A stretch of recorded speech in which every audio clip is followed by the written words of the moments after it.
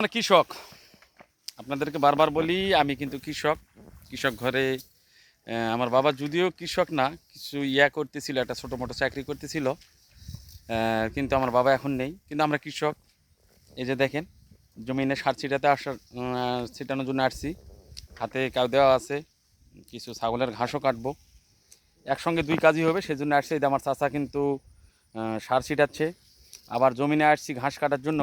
এই যে দেখেন আমাদের আঞ্চলিক ভাষায় এটাকে কাউদা বলে, এটার আবার ড্যাঁট যেটা ধরে ঘাস কাটা হয় সেটা আবার খুলে গিয়েছে মানে।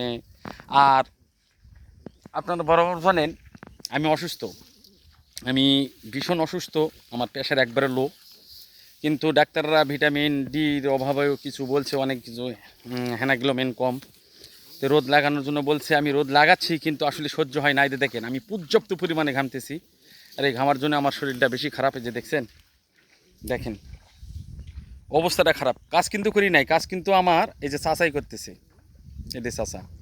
আমি শুধু একটু ঘাস কাটছি ছাগলের। দেখেন কি একটা অবস্থা, আর রোদও দিয়েছে, প্রচুর রোদ দেখছেন।